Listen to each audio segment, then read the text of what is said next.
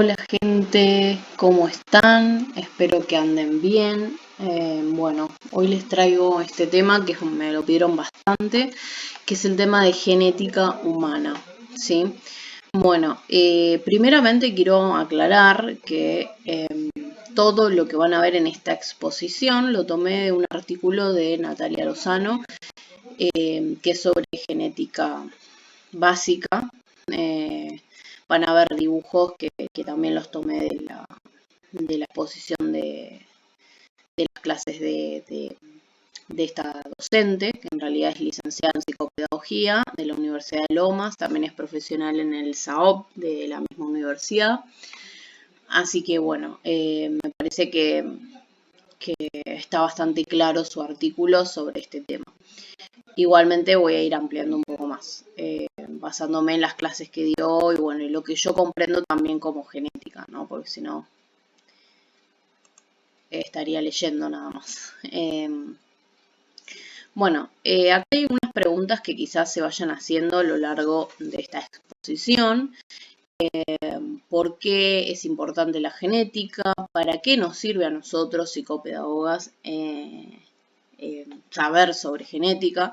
Porque quizás una de las primeras preguntas que nos hacemos es esto, ¿para qué? ¿Para qué lo vemos? Y bueno, esto lo vamos a ir explicando a lo largo de este video y también lo van a entender mucho más con el tema de herencia. Este video digamos que es más teórico que otra cosa. ¿Qué es la genética? ¿Qué es un gen? ¿Qué es un cromosoma? ¿Cuáles son las leyes de la genética? Bien, vamos a avanzar. Bueno, acá tenemos en esta parte del primer parrafito, tenemos lo que es la genética, ¿no? Y las diferentes, digamos, ramificaciones de lo que es la genética. Bueno, la genética básicamente es la parte de la biología que estudia los genes y los mecanismos que regulan la transmisión de caracteres hereditarios. Bueno, básicamente para entender lo que es la genética es necesario que entendamos lo básico, ¿no? Por ejemplo, qué son los genes, qué son los cromosomas, cómo se forman, qué es el ADN, que si bien todos tenemos una idea, todos tenemos en nuestro sistema semántico qué es el ADN, vamos a ver un poco más en profundidad sus funciones, más que otra cosa, en esta exposición. Bien, es importante aclarar esta parte, la parte de los caracteres hereditarios, ¿no? La genética en general, nosotros vamos a ver diferentes lineamientos o áreas que van estudiando una parte específica de la genética. Pero me parece importante aclarar esta parte, ¿no? De lo hereditario. La genética estudia la parte hereditaria, pero también aquello que es, o sea, es decir, no solo lo que está predeterminado por el genoma, sino también cuánto hay de ambiente y cuánto hay de heredado. Es decir, cuánto hay de genes y cuánto hay de ambiental, digamos, ¿no? Porque hay una parte también de la genética que habla exactamente de epigénesis, ¿no? Que la epigénesis es esto, la influencia que tiene el ambiente en los genes, ¿no? Es decir, que el ambiente puede modificar el gen, ¿no? Aquello que está heredado. Y también hace referencia, cuando hablamos de genética, a lo probabilístico, es decir, que no hay una certeza. No, por más que se piense que 2 más 2 es 4 en genética, no es así. No es algo matemático, ¿sí? Entonces, esto es a lo que se refiere cuando se habla de que no hay certeza, no hay, solamente podemos encontrar probabilidades. Hay un ejemplo que da la profesora que la verdad que es bastante bueno para entender esta parte de lo probabilístico, que básicamente también lo estudia Blooming, que bueno, también habla habla más que nada sobre lo que es acá la parte cuantitativa, digamos, de la genética, donde hace un estudio de gemelos. Bueno, ahora se los voy a explicar, pero bueno, no me quiero ir por las ramas. Pero bueno, habla, para explicar un poco, un poco más sobre lo probabilístico, por ejemplo, en una operación, nosotros tenemos, el médico nos puede decir, bueno, tiene un 90% de probabilidades de que salga bien, ¿no? Pero hasta después de la operación no vamos a saber si ese paciente está dentro del 90 o está dentro del 10%. Entonces, bueno, esta parte es bastante importante también. Entonces, por eso se habla de lo probabilístico. No me quiero extender mucho con esto, pero nada, me parece que es algo importante para entender. Y me parece también que algo que a mí me sirvió para comprender este tema, que es bastante complejo, es que siempre que vemos un tema que parece imposible de comprender, nos tenemos que posicionar para hablar ese idioma. Es como, yo digo ese idioma porque es como algo nuevo, ¿no? Se podría decir.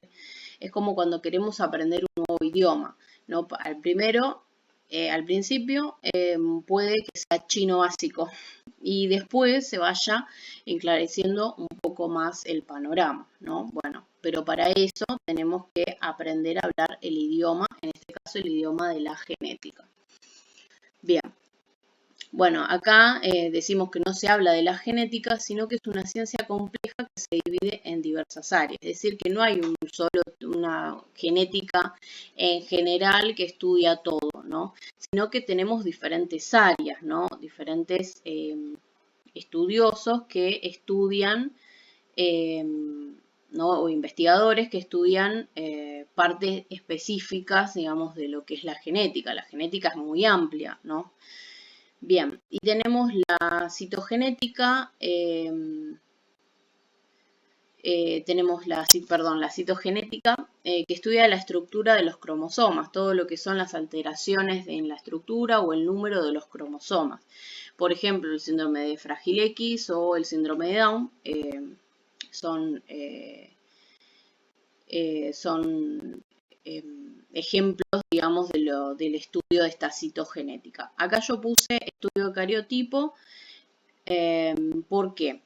Porque en realidad nosotros como psicopedagogos y como profesionales quizás no vamos a hacer estudios sobre genética ni nada, pero nos van a llegar informes que tengan digamos, ciertos términos que tenemos que comprender a la hora de leer estos informes, ¿no?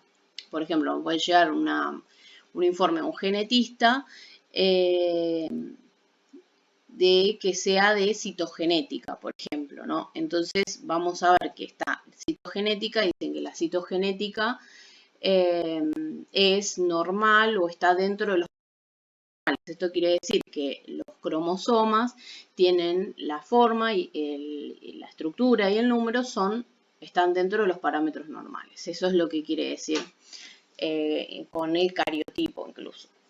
Bien. Después tenemos la genética mendeliana, que son los que estudian básicamente las leyes de la genética, se basan en las leyes de la genética. Y es todo lo que viene, digamos, predeterminado por el gen, pero en este caso de la genética mendeliana, habla de un único gen, ¿sí? Y aquí hablamos más que nada de patologías monogénicas o mutaciones monogénicas, donde está afectado un único gen, y solo en ellas podemos aplicar las leyes de la herencia, ¿no? Que después la vamos a ver más adelante. Y después tenemos la cuantitativa, que estudia básicamente, la cuantitativa estudia el porcentaje, digamos, de activación que poseen determinados genes. Acá es donde yo les hablaba del tema del porcentaje, de la probabilidad, no es más que nada probabilístico o en términos de porcentajes, ¿no?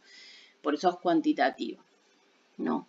Y acá ya hablamos de Plomin, que es el que estudia a los gemelos monocigóticos.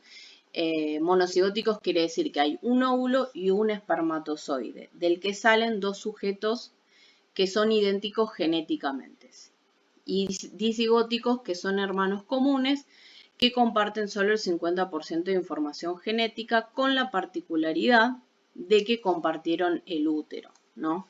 Es decir, los disigóticos son los hermanos comunes, vendrían a ser mellizos y gemelos, algo así, ¿no? como para que se entienda mejor. Los gemelos vendrían a ser los monocigóticos porque si bien porque estamos hablando de un óvulo y un espermatozoide, es decir, de que en una misma fecundación, digamos, salen dos sujetos idénticos genéticamente. En cambio, en los disigóticos son hermanos comunes como tenemos todos, digamos. Que la particularidad que tiene es que compartieron el útero. Es simplemente eso. Bueno, entonces, Plomin estudia gemelos monocigóticos criados en diferentes ambientes, lo que permite ver cuánto de influencia ambiental hay en un rasgo y cuánto porcentaje genético hay, ¿no? Se estudia a nivel probabilístico, no se puede hablar de generalidades. Esto es lo que hablaba sobre, esto es lo que dice Plomin sobre lo probabilístico, por eso se los expliqué al principio. No podemos hablar de certezas, ¿sí? Bueno, acá esta parte donde habla de Plomin, quería explicar un poco esto, ¿no? En realidad lo que hace Plomin es estudiar gemelos, ¿no? Para que me entiendan mejor, gemelos en diferentes ambientes, es decir, gemelos que fueron separados al nacer y que fueron criados en diferentes ambientes. ¿Esto qué nos permite entender? Esto nos permite entender básicamente lo que se trata sobre epigénesis, ¿no? Cuánto de ambiente hay, cuánto de heredado hay, ¿no? Etcétera. ¿Por qué ante diferentes influencias pueden tener? El gen y la herencia puede ser la misma, pero si el ambiente cambia, el sujeto va a ser diferente, ¿no? Va a ser diferente en los gustos, en los sentimientos, en la manera de expresarse, en la seguridad, inseguridades, etcétera. Todo va a ser diferente, porque el ambiente cambia, ¿sí? Por eso decimos que no es que es todo genético, ¿sí? Lo genético pueden ser la parte de, por ejemplo, en el caso de los gemelos, generalmente son idénticos, ¿no?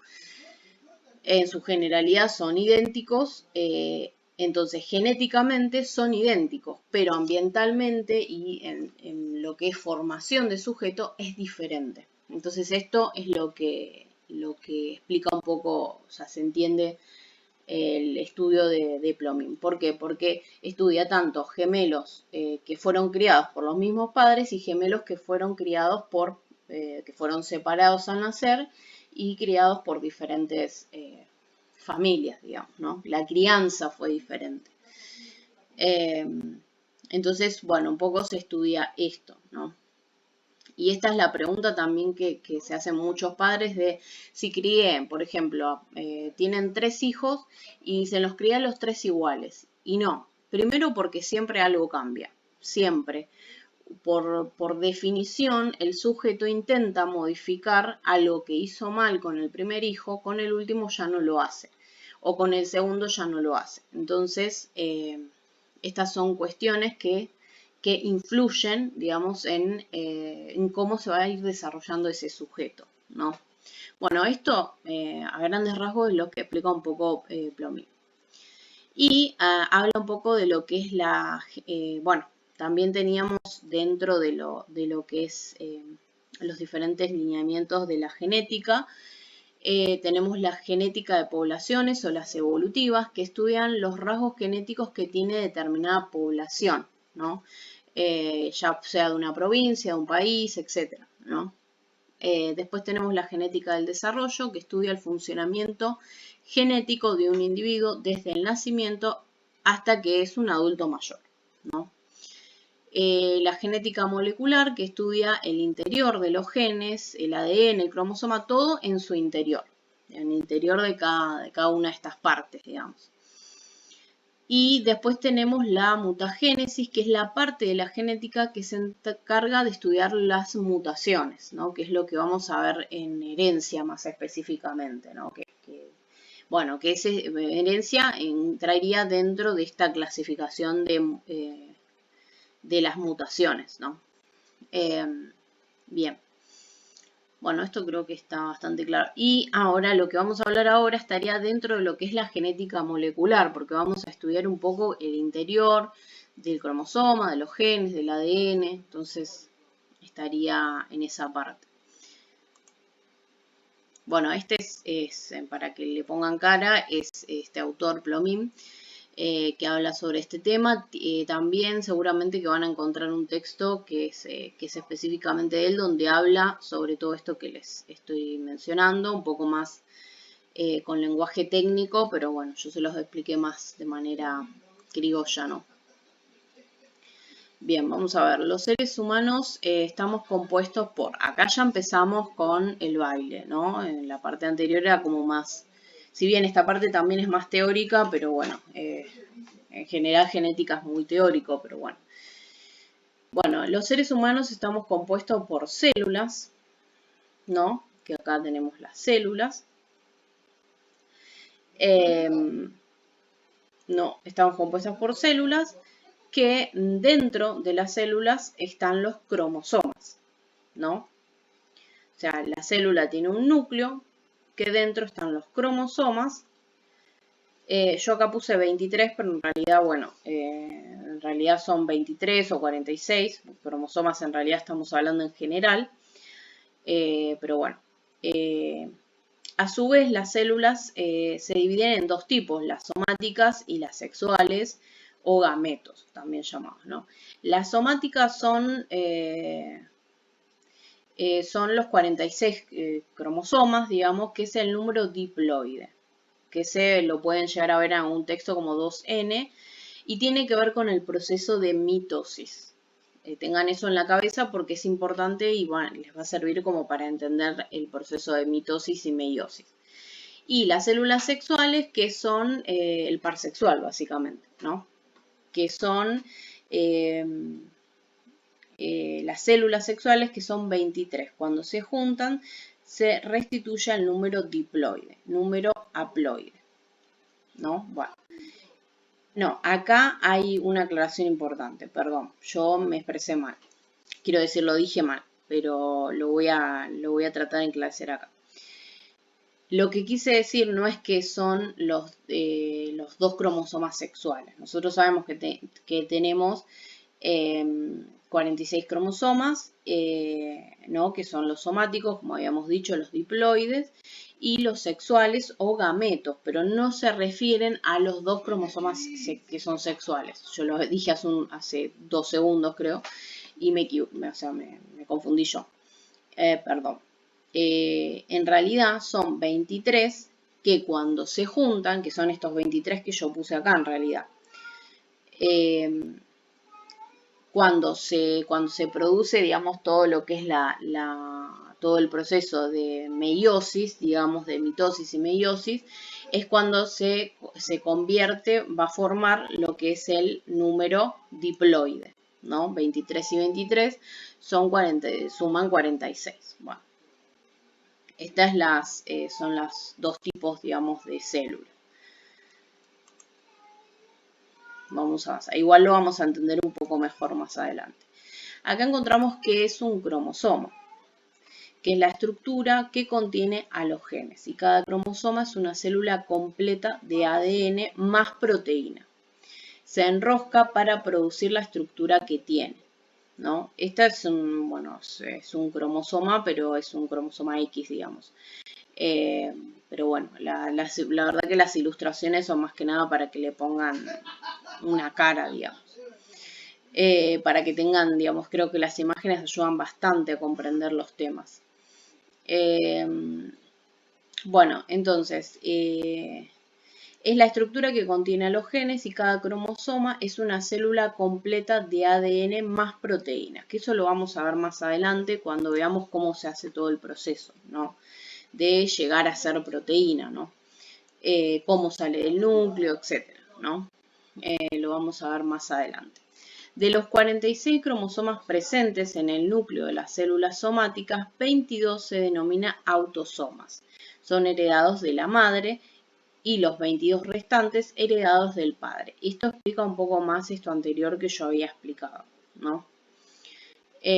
Los 22 restantes heredados del padre, estos autosomas se presentan en pares homólogos. Los dos cromosomas restantes son los cromosomas sexuales. Esto es a lo que que me refería, que es diferente cuando hablamos de células, o gametos sexuales, que cuando hablamos de cromosomas sexuales, ¿sí? Porque acá es donde se presta la confusión. Y quizás yo haya ayudado un poco a esta confusión, porque una cosa son los 23, los 23 cromosomas que después van a formar el número diploide, y los que son los cromosomas sexuales. Son dos cosas diferentes, ¿no? Para que no se confundan. Cuando ven que dice cromosomas sexuales, efectivamente está hablando de XY, ¿no? En el caso de la mujer, XX, en el caso del varón, XY, ¿no? Pero esos son los sexuales, digamos, cromosomas sexuales. Cuando hablamos de células, hablamos de 23, ¿sí? Para que no se confunda. Bien, acá, bueno, básicamente lo que hace referencia es que en el momento, digamos, de la fecundación, de que se forman las células, digamos, hay 22 cromosomas que son aportados por el padre y 22 que son de la madre. Los otros dos, que como dijimos son 46, los otros dos son los sexuales, ¿no? Como para que lo tengan claro, lo anoten, etc. Después lo van a entender mejor igual. Bueno, acá ya empezamos con la parte de qué es el ADN, ¿no? Que es la parte creo que es más compleja por el tema de sus funciones y todo. Así que yo esta parte la voy a dejar por acá como para que no se abombe mucho. Voy a subir la segunda parte a continuación de esta. Así que bueno, ahora sigo. No quiero que se les haga muy largo ni que les cueste descargarlo o verlo incluso. Y más con el tema de internet que hay ahora que bueno. Así que bueno, lo dejamos acá en qué es el ADN y ahora seguimos.